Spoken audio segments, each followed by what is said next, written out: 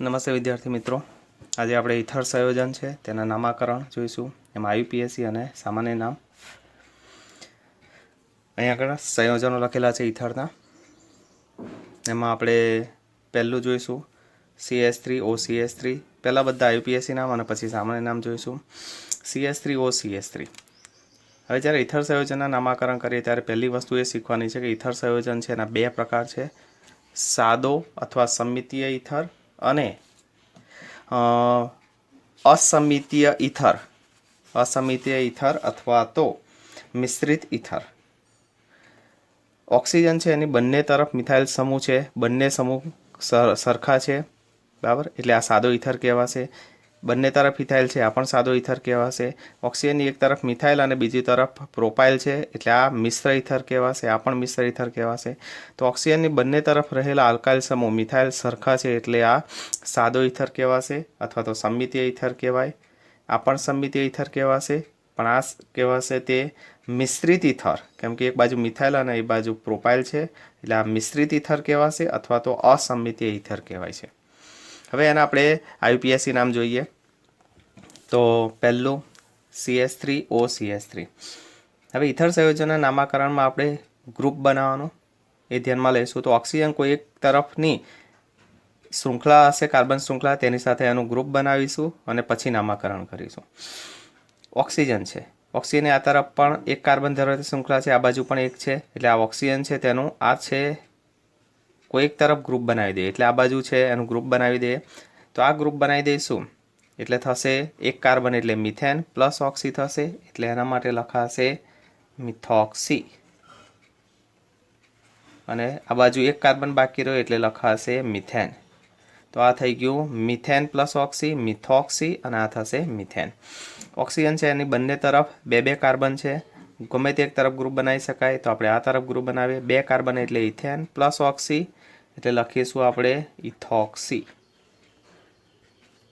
આ બાજુ બે કાર્બન છે એટલે લખીશું ઇથેન. હવે અહીંયા આગળ ઓક્સિજન છે એની તરફ આ બાજુ એક કાર્બન છે અને આ બાજુ ત્રણ કાર્બન શૃંખલા ધરાવે છે, ત્રણ કાર્બન ધરાવતી શૃંખલા છે. તો આ બાજુ એક છે એટલે આ બાજુ ઓછો છે, તો ઓછા કાર્બન ધરાવતી જે શૃંખલા છે તેની સાથે આનું ગ્રુપ બનાવીશું. તો આ થશે એક કાર્બન એટલે મિથેન પ્લસ ઓક્સી, એટલે આ મિથોક્સી, અને આ બાજુ ત્રણ કાર્બન છે, ત્રણ કાર્બનમાં નંબર આપવા પડશે, તો 1, 2 અને 3. તો પહેલા ઉપર મિથોક્સી એટલે થશે આ 1 મિથોક્સી, અને ત્રણ કાર્બન એટલે પ્રોપેન, તો 1 મિથોક્સી પ્રોપેન. પૂર્વક તરીકે લખાય છે આલ્કોક્સી. હવે ઓક્સિજન છે એની તરફ આ બાજુ એક કાર્બન છે, આ બાજુ 1, 2 અને 3 કાર્બન છે, એટલે ઓછા કાર્બન ધરાવતી શૃંખલા સાથે એનું ગ્રુપ બનાવે, એટલે આ ગ્રુપ થઈ ગયું. અને આ બાજુ 3 કાર્બન છે, તો નંબર આપીએ, તો આને 1 નંબર આપીએ, આને 2 નંબર આપીએ, આને 3 નંબર આપીએ. તો આ બીજા ઉપર આ CS3O છે એટલે લખીશું 2.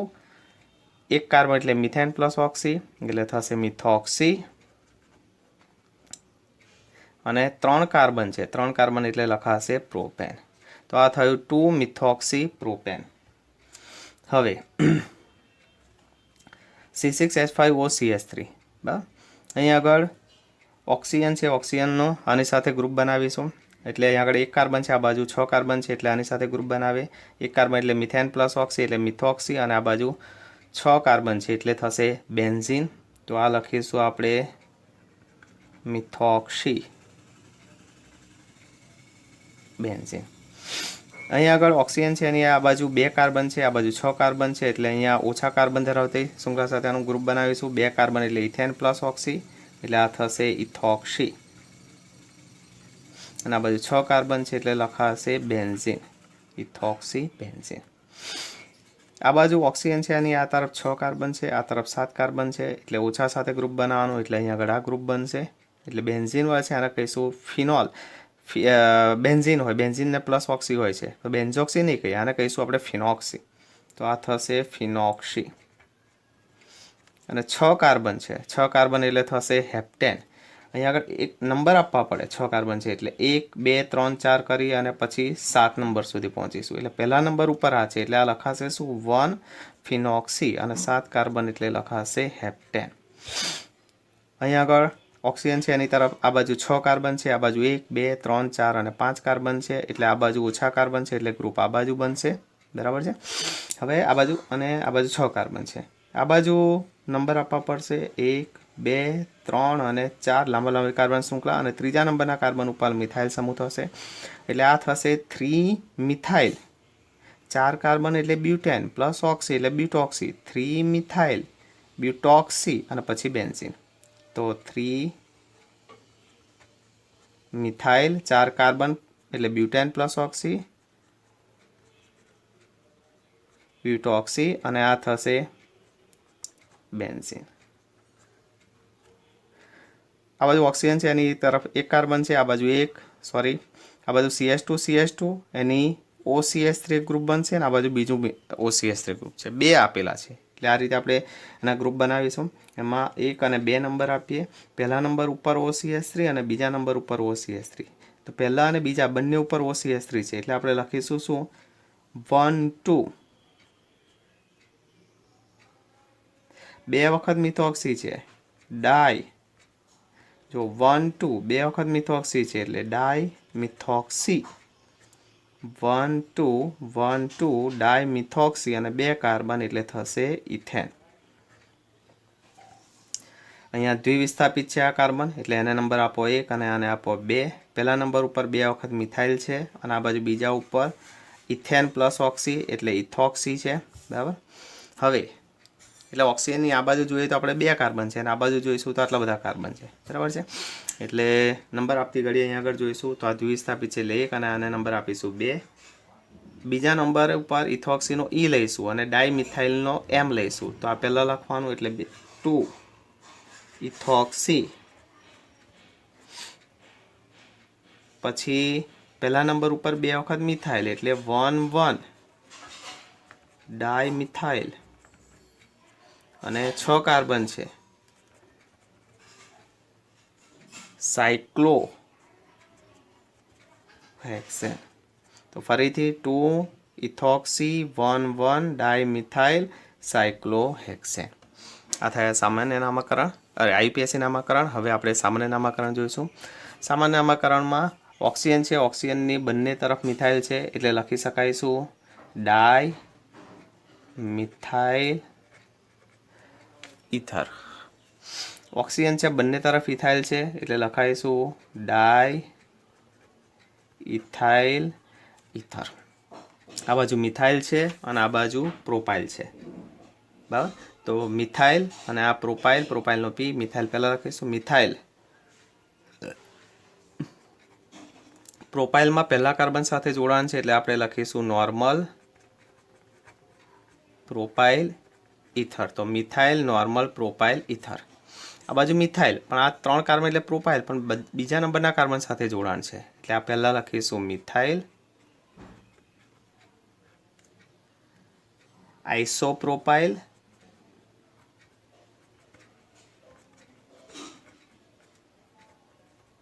ઇથર। આ બાજુ મિથાઇલ, આ આઇસોપ્રોપાઇલ અને ઇથર। આ બાજુ આ ફિનાઇલ છે અને આ મિથાઇલ છે, તો મિથાઇલ ફિનાઇલ ઇથર।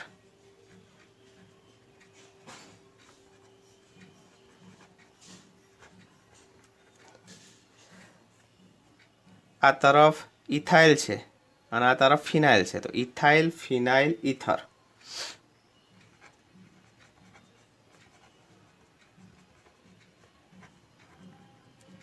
હવે એક વસ્તુ આપણે જોઈ લઈએ, મિથાઇલ ફિનાઇલ ઇથર જે મિથોક્સી બેન્ઝીન કહેવાય છે એ એનિસોલ તરીકે ઓળખાય છે, એટલે એનું પ્રચલિત નામ છે એનિસોલ, અને ઇથાઇલ ફિનાઇલ ઇથર છે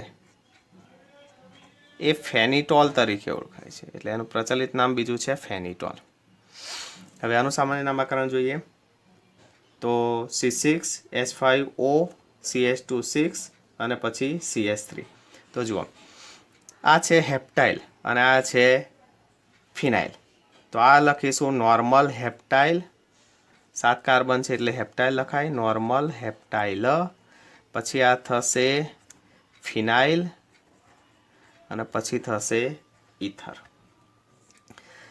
પછી આ બંને છે, આનું નામકરણ જોઈશું તો આ નામકરણમાં આ બાજુ છે ફિનાઇલ અને આ બાજુ 1 2 3 4 અને 5 સામાન્ય નામકરણ બધા કાર્બન ગણવા 1 2 3 4 અને 5 કાર્બન એટલે પેન્ટાઇલ થશે છેલ્લેથી બીજા કાર્બન ઉપર મિથાઇલ એટલે થશે આઇસોપેન્ટાઇલ અને આ થશે ફિનાઇલ તો પહેલા ફિનાઇલ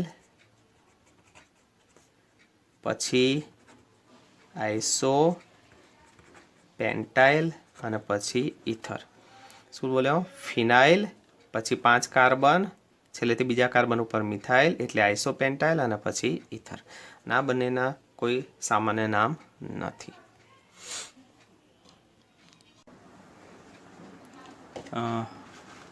કેમ છે વિદ્યાર્થી મિત્રો આજે આપણે આગળનો ટોપિક ભણીશું ક્રિયાશીલ સમૂહના બંધારણો ક્રિયાશીલ સમૂહના બંધારણો હવે આપણે જે ચેપ્ટર ચાલી રહ્યું છે તે ચેપ્ટર છે આલ્કોહોલ ફિનોલ અને ઇથર સંયોજનો તેમાં આપણે આલ્કોહોલ ફિનોલ અને ઇથર આ સંયોજનના જે બંધારણો છે બંધારણો વિશે જોઈશું આલ્કોહોલનું ઉદાહરણ અહીં આગળ મિથેનોલ લીધેલું છે ફિનોલ અહીં આગળ અને ઇથરમાં આપણે લઈશું મિથોક્સી મિથેન આ 3 સંયોજન છે એના બંધારણ વિશેનો આપણે અભ્યાસ કરીશું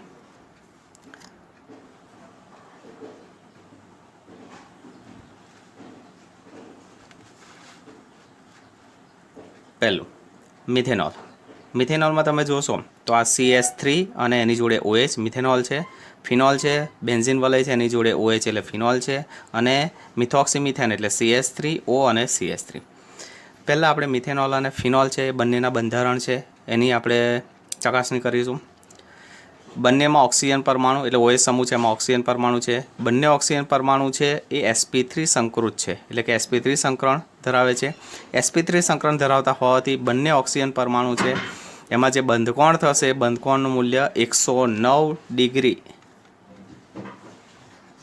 109.5 ડિગ્રી જેટલું બંધકોણનું મૂલ્ય હોવું જોઈએ પણ તમે અહીં આગળ ચેક કરશો તો કાર્બન ઓક્સિજન હાઇડ્રોજનનું બંધ કોણ છે 108.9 ડિગ્રી અને અહીં આગળ કાર્બન ઓક્સિજન હાઇડ્રોજન બંધકોણનું મૂલ્ય છે 109 એટલે કે 109.5 ડિગ્રી કરતાં આ મૂલ્ય કેવા છે ઓછા છે એનું કારણ શું છે તો કે ઓક્સિજન છે એના ઉપર 2 અબંધકારક ઇલેક્ટ્રોન યુગ્મ છે 2 અબંધકારક ઇલેક્ટ્રોન યુગ્મ છે એના ઇલેક્ટ્રોન યુગ્મોના અપાકર્ષણના કારણે VSEPR સિદ્ધાંત આપણે જોઈ ગયા છે 11મા ધોરણમાં તો આ અબંધકારક ઇલેક્ટ્રોન યુગ્મ છે એના અપાકર્ષણના કારણે આ બંધકોણ છે બંધકોણનું મૂલ્ય 109.5 ડિગ્રીથી શું થશે થોડુંક ઘટે છે 109.5 ડિગ્રી હોવું જોઈએ પણ અપાકર્ષણના કારણે એના બંધકોણનું મૂલ્ય શું થાય થોડુંક ઘટે છે અને 108.9 ડિગ્રી અને 109 ડિગ્રી જેટલું થાય છે આ આલ્કોહોલ એટલે કે મિથેનોલ અને ફિનોલના બંધકોણની આપણે ચર્ચા કરી હવે આપણે બંધ લંબાઈની વાત કરીએ તો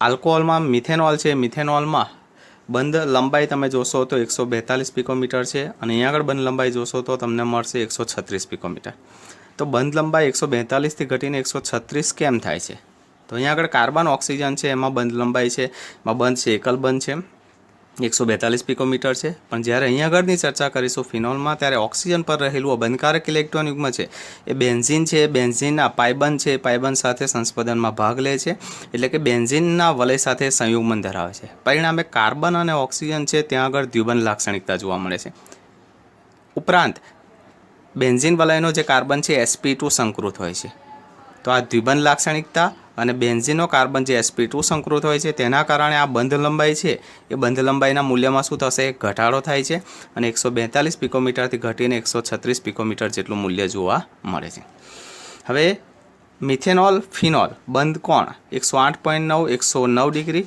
અહીંયા આગળ ચેક કરશો તો અહીંયા પણ ઓક્સિજન છે એનું પણ સંકરણ આ બંનેની જેમ sp3 જ છે પરંતુ એ બંધકોણનું મૂલ્ય છે 109.5 ડિગ્રીને બદલે 111.7 ડિગ્રી જેટલું જોવા મળે છે એટલે કે બંધકોણ 108.9 109 કરતાં વધીને 111.7 જેટલો થઈ જાય છે તો બંધકોણનું મૂલ્ય વધવાનું કારણ શું એ આપણે જોઈશું તો બંધકોણનું મૂલ્ય વધવાનું કારણ શું છે તો કે ઓક્સિજન છે એ 2 અબંધકારક ઇલેક્ટ્રોન યુગ્મ અને 2 બંધકારક ઇલેક્ટ્રોન યુગ્મ ધરાવે છે એમ અહીંયા પણ આ ઇલેક્ટ્રોન યુગ્મ ઓક્સિજન પરમાણુની આસપાસ જે ગોઠવાય છે તે આકાર છે સમચતુષ્ફલક પરંતુ અહીં આગળ શું થાય છે તો કે ઓક્સિજન સાથે જોડાયેલા 2 મોટા મિથાઇલ સમૂહના પારસ્પરિક અપાકર્ષણના કારણે આ બંધ લંબાઈ વધીને થાય છે 111.7 એટલે સમજો તમે ઓક્સિજન પરમાણુ છે એની જોડે 2 મિથાઇલ સમૂહ ગોઠવાયેલા છે બંધકોણનું મૂલ્ય હોવું જોઈએ 109.5 ડિગ્રી પરંતુ એના અપાકર્ષણના કારણે આ મૂલ્ય શું થશે વધશે અને વધીને 111.7 થાય છે જ્યારે તમે ચેક કરશો તો કાર્બન ઓક્સિજન બંધ લંબાઈ છે એનું મૂલ્ય મિથેનોલમાં 142 છે, એની નજીકનું મૂલ્ય 141 પિકોમીટર જેટલું જોવા મળે છે.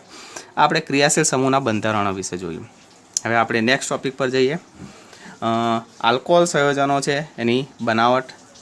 આલ્કોહોલ સંયોજનોની બનાવટ પહેલું છે આલ્કિન સંયોજનમાંથી. આલ્કિનમાંથી બે રીતે આપણે આલ્કોહોલ સંયોજન બનાવી શકીએ છીએ. એક એસિડ ઉદ્દીપકીય જલીયકરણ દ્વારા અને બીજું છે એ હાઇડ્રોબોરેશન ઓક્સિડેશન દ્વારા. તો પહેલું આપણે જોઈશું એસિડ ઉદ્દીપકીય જલીયકરણ દ્વારા આલ્કિન સંયોજનમાંથી આલ્કોહોલની બનાવટ. તો શરૂઆત કરું ટોપિક. કાર્બન કાર્બન અહીં આગળ વચ્ચે દ્વિબંધ છે એટલે આલ્કિન સંયોજન. પાણી સાથેની પ્રક્રિયા કોની હાજરીમાં? એસિડ ઉદ્દીપકની હાજરીમાં એટલે કે H+ની હાજરીમાં. તો આલ્કિન સંયોજન છે એ એસિડ ઉદ્દીપકની હાજરીમાં પાણી સાથેની પ્રક્રિયાથી આલ્કોહોલ સંયોજન બનાવે છે. તો અહીંયા દ્વિબંધ છે, દ્વિબંધ તૂટશે, એકલ બંધ થશે અને એક કાર્બન સાથે પાણીમાંનો હાઇડ્રોજન અને બીજા કાર્બન સાથે પાણીમાંનો OH સમૂહ જોડાશે અને બનતું સંયોજન કેવું થઈ જશે? આલ્કોહોલ સંયોજન થશે. તો અહીંયા આગળ આપણને મળી ગયું આલ્કોહોલ. અહીં આગળ તમે જોશો તો જો આ આલ્કિન છે, આલ્કિન જો સંમિત આલ્કિન હોય, સંમિત આલ્કિન એટલે દ્વિબંધ છે બંને તરફની ગોઠવણી સરખી હોય.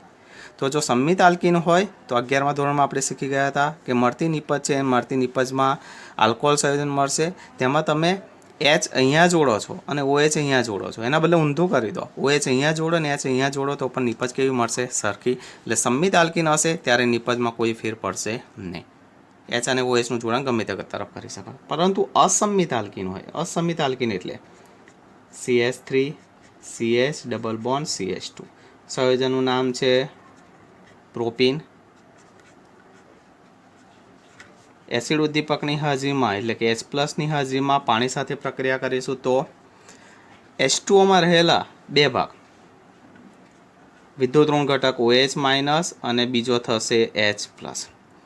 તો આ કયા નિયમને અનુસરશે? તો કે માર્કોવ-નિકોવના નિયમને અનુસરે છે.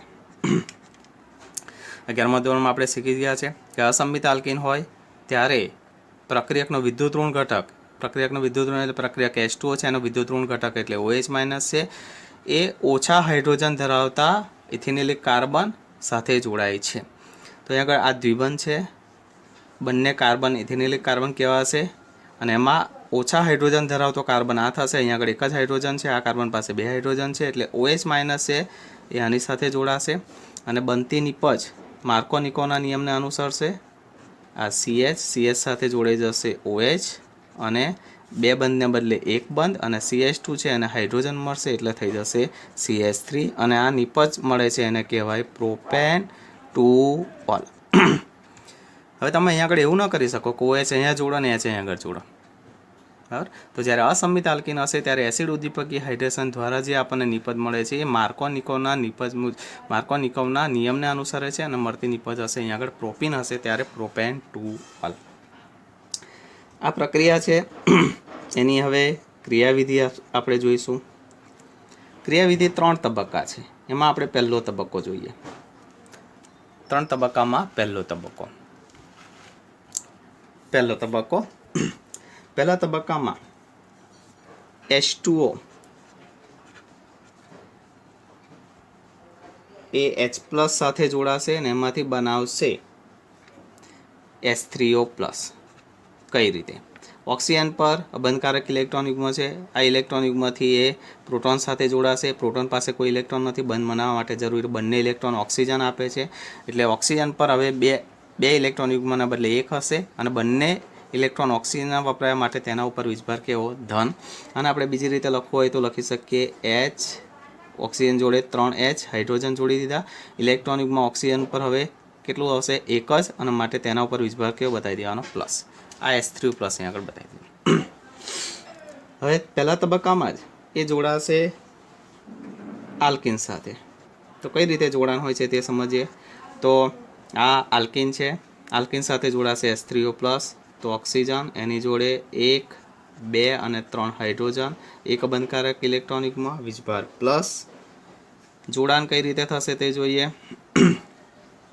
તો હવે આ કાર્બન છે એ કાર્બન પોતાની પાસે રહેલા બંધના ઇલેક્ટ્રોન યુગ્મથી આ કાર્બન છે એ કાર્બન જોડાશે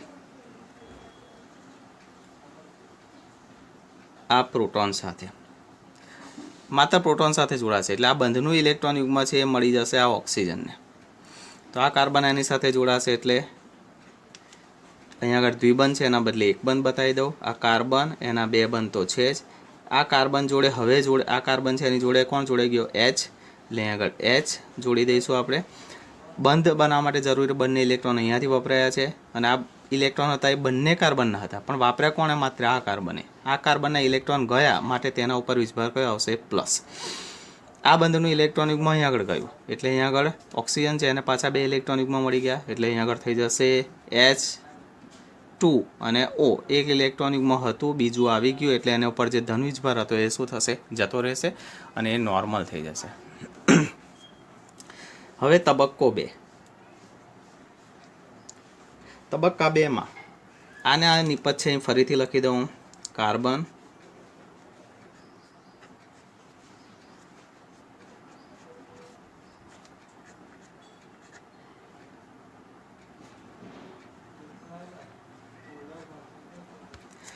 અહીંયા આગળ પાણી છે એટલે કે H2O છે કેન્દ્રાનુરાગી પ્રક્રિયક તરીકે વર્તે અને કાર્બોકેટાયન પર પાછો વળતો હુમલો કરે છે. એટલે અહીંયા આગળ જોડાણ કઈ રીતે થશે? તો કે આ બંધનું ઇલેક્ટ્રોન યુગ્મ છે, બંધના ઇલેક્ટ્રોન યુગ્મથી એ H2O છે એ ધન વીજભારિત કાર્બન એટલે કે કાર્બોકેટાયન પર જોડાય છે. તો કાર્બન આની જોડે હાઇડ્રોજન છે જ, આ કાર્બન, આ બે બંધ તો છે જ. હવે એની જોડે જોડાઈ ગયું કોણ? H2O છે એનો આ ઓક્સિજન અને એની જોડે બે શું બતાવી દેવાના? હાઇડ્રોજન. બરાબર. હવે બંધના બે ઇલેક્ટ્રોન યુગ્મ ઓક્સિજનના બે ઇલેક્ટ્રોન યુગ્મ હતા એમાંથી એક બંધ બનાવવા માટે વપરાઈ ગયું માટે હવે એની પાસે રહ્યું એક. બંધ બનાવવા માટે બંને ઇલેક્ટ્રોન ઓક્સિજન વપરાયા માટે તેના ઉપર વીજભાર કયો? પ્લસ. અને હવે છેલ્લો તબક્કો, તબક્કો 3.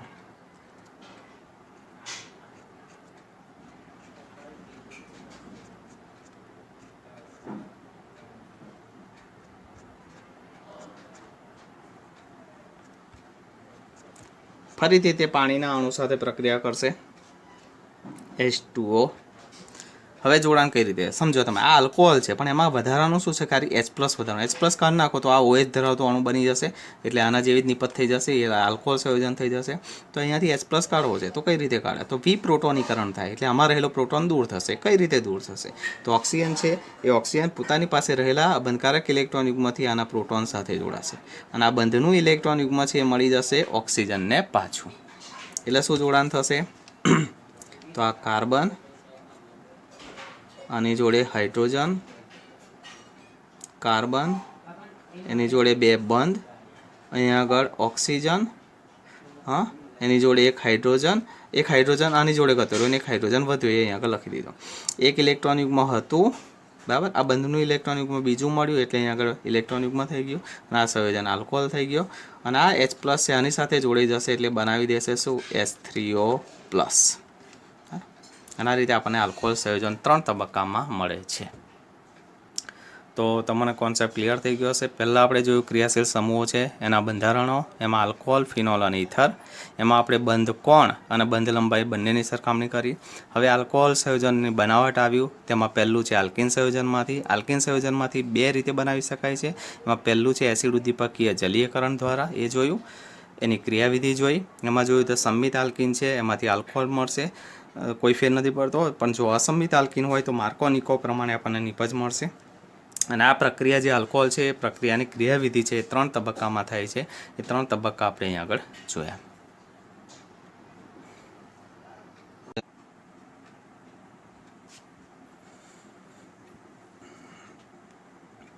કેમ છો વિદ્યાર્થી મિત્રો? આગળનો ટોપિક આપણે કન્ટિન્યુ કરીએ. આલ્કોહોલ સંયોજન છે એ આલ્કોહોલ સંયોજન છે એની બનાવટ. એમાં પહેલું જોયું આપણે આલ્કિન સંયોજનમાંથી. આલ્કિન સંયોજનમાંથી બે રીતે આપણે આલ્કોહોલ બનાવી શકીએ છીએ. એમાં પહેલું જોયું એસિડ ઉદ્દીપકીય જલીયકરણ દ્વારા. બીજું જોઈશું હવે હાઇડ્રોબોરેશન ઓક્સિડેશન દ્વારા. સ્પષ્ટ વસ્તુ એ સમજી લેવી જરૂરી છે કે પહેલાં જે એસિડ ઉદ્દીપકીય હાઇડ્રેશન દ્વારા જલીયકરણ દ્વારા જે આપણે આલ્કોહોલની બનાવટ કરી તે માર્કો-નિકોના નિયમને અનુસરે છે અને હાઇડ્રોબોરેશન ઓક્સિડેશન દ્વારા જે આપણે આલ્કોહોલની બનાવટ કરીશું તે પ્રતિ માર્કો-નિકોના નિયમને અનુસરે છે. અહીંયા પણ આલ્કિન સંયોજન એટલે પ્રોપીન. ડાયબોરેન સાથે પ્રક્રિયા. ડાયબોરેન એટલે લખી શકીએ આપણે B2H6. B2H6ને આપણે લખી શકીએ BS3 ટ્વાઇસ, અને વધારે ભાગ પાડીએ તો BS3ને આપણે HBS2 કરીને લખી શકીએ. એની પ્રક્રિયા કરીશું. આમાં ડાયબોરેન છે, આમાં BS3 છે, આમાં રહેલો આ હાઇડ્રોજન છે અને ધન વિસ્ભારિત ગણીએ, આ ઋણ વિસ્ભારિત ભાગ ગણીએ એટલે કે વિદ્યુત ઋણ ઘટક ગણીએ, તો એ વધુ હાઇડ્રોજન ધરાવતા જે દ્વિબંધ સાથેનો જે કાર્બન છે કાર્બન સાથે જોડાશે, એટલે બોરોન ધરાવતો જે ભાગ છે, બોરોન પરમાણુ ધરાવતો ભાગ છે એ જોડાશે CH2 સાથે, અને હાઇડ્રોજન જોડાશે ઓછા હાઇડ્રોજન ધરાવતા કાર્બન સાથે. તો એમાંથી નિપજ આપણે લખી શકીએ CH3. હાઇડ્રોજન આને મળી જશે એટલે CH2, બે બંધના બદલે એક બંધ, પછી ફરીથી CH2, અને અહીંયા બાકી રહેલો ભાગ BH2. આ પ્રક્રિયા છે એ હજુ બે તબક્કામાં થઈ અને એમાંથી ટ્રાય આલ્કાઇલ બોરેન મળશે. ટ્રાય આલ્કાઇલ બોરેન છે તેની જલીય સોડિયમ હાઇડ્રોક્સાઇડ સાથે જલીય સોડિયમ હાઇડ્રોક્સાઇડની હાજરીમાં હાઇડ્રોજન પેરોક્સાઇડ વડે ઓક્સિડેશન પામશે, અને એમાંથી આપણને ફાઇનલ નિપજ આલ્કોહોલ મળે છે. તો પહેલાં એક તબક્કામાં પ્રક્રિયા થઈ, એ પ્રક્રિયા છે હજુ આગળ ચાલશે.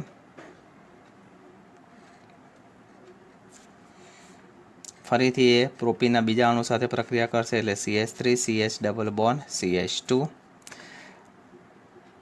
BH2 છે એટલે બોરોન પરમાણુ ધરાવતો જે ભાગ છે એમાં રહેલો બોરોન પરમાણુ ધરાવતો જે ભાગ છે એ જોડાશે વધુ હાઇડ્રોજન ધરાવતા ઇથિનિલ કાર્બન સાથે, અને એમાં રહેલો હાઇડ્રોજન જોડાશે ઓછા હાઇડ્રોજન ધરાવતા કાર્બન સાથે. તો આ લખી શકીએ આપણે. અહીંયાથી શરૂઆત કરીએ તો લખીશું CH3 CH2 CH2. BH2માંથી હાઇડ્રોજન આને મળે છે એટલે લખીશું માત્ર BH. પછી BH ધરાવતો એટલે બોરોન પરમાણુ ધરાવતો ભાગ છે એ વધુ હાઇડ્રોજન ધરાવતા ઇથિનિલ કાર્બન સાથે જોડાય છે એટલે તેને લખીશું આપણે CH2. દ્વિબંધના બદલે એક બંધ લખી દઈશું. CH હતો એને હાઇડ્રોજન મળશે એટલે થઈ જશે CH2, અને પછી લખીશું આ CH3. તમે જોશો તો BH છે એની જોડે CH3 CH2 CH2 અને CH3 CH2 CH2 પ્રોપાઇલ છે બે વખત છે, એટલે આને આપણે લખવું હોય તો ટૂંકમાં આવી રીતે લખી શકીએ CH3 CH2 CH2 કેટલી વખત? બે વખત, અને એની જોડે શું છે BH. આ તબક્કો છે વધુ આગળ ફરીથી ચાલશે, અને ફરીથી પ્રોપીનના અણુ સાથે પ્રક્રિયા કરશે CH3 CH double bond CH2. અહીંયા પણ એ જ રીતે કે બોરોન છે, બોરોન પરમાણુ ધરાવતો ભાગ છે એ જોડાશે વધુ હાઇડ્રોજન ધરાવતા કાર્બન સાથે, અને હાઇડ્રોજન જોડાશે CH સાથે. તો હવે જોડાણ કરીએ. એ જોડાણમાં શરૂઆત આપણે અહીંયાથી કરીએ તો લખીશું CH3 CH3 CH2 CH2 કેટલી વખત? બે વખત. એની જોડે બોરોન હાઇડ્રોજન આની સાથે જોડે એટલે બાકી રહેશે માત્ર બોરોન. તો બોરોન જોડાશે હવે CH2 સાથે, તો CH2. હાઇડ્રોજન આને મળ્યો, પહેલાં દ્વિબંધ, આ દ્વિબંધ છે એના બદલે એક બંધ કરી દઈએ. આ હાઇડ્રોજન છે CHને મળ્યો એટલે CH2, અને એની જોડે થઈ જશે CH3. તો બોરોન સાથે CH3 CH2 CH2 બે વખત હતા, અને આ ત્રીજી વખત એટલે એને આપણે ટૂંકમાં લખવું હોય તો લખી શકીએ CH3 CH2 CH2 કેટલી વખત? ત્રણ વખત, અને એની જોડે ટ્રાય આલ્કાઇલ બોરેન અહીં આગળ પ્રોપાઇલ છે એટલે આ નિપજને કહી શકીએ આપણે ટ્રાય પ્રોપાઇલ બોરેન. હવે એની પ્રક્રિયા આગળ ચાલશે. એ પ્રક્રિયા છે આગળ જોયું, વાત કરીએ આપણે જલીય સોડિયમ હાઇડ્રોક્સાઇડની હાજરીમાં. જલીય છે એટલે H2O. હાઇડ્રોજન પેરોક્સાઇડ વડે ઓક્સિડેશન પામશે, તો હાઇડ્રોજન પેરોક્સાઇડ છે, હાઇડ્રોજન પેરોક્સાઇડના 3 મોલ વપરાશે, અને એના વડે એ ઓક્સિડેશન પામે છે, અને એમાંથી આપણને આલ્કોહોલ નિપજ મળે છે. આલ્કોહોલ નિપજ છે એમાં 3 મોલ મળશે. આ 3 છે એટલે અહીંયા આગળ 3 લખી દઈએ. CH3 CH2 CH2, અને એની જોડે 3 હોય છે. 6 ઓક્સિજન 6 હાઇડ્રોજન છે, એમાંથી 3 ઓક્સિજન 3 હાઇડ્રોજન અહીંયા જોડ્યા, અને બાકી આ બોરેન છે, આ બોરોન પરમાણુ છે, બોરોન પરમાણુ સાથે બાકીના 3 ઓક્સિજન 3 હાઇડ્રોજન આ રીતે જોડી જશે. આવી રીતે આપણને આલ્કોહોલ નિપજ મળે છે. અહીંયા આગળ નિપજ મળશે એ કયો છે? પ્રાથમિક આલ્કોહોલ છે, અને આ કયા નિયમને અનુસરે છે? તો કે પ્રતિ માર્કોનિકોવના નિયમને અનુસરે છે. બરાબર? એટલા માટે નિપજ છે એ 1 ડિગ્રી મળે છે, અને અહીંયા આલ્કોહોલ મળે છે એ વધારે સારી ગુણવત્તા ધરાવતો એટલે કે ઉત્તમ નિપજ તરીકે આલ્કોહોલ આપણને મેળવી શકાય છે.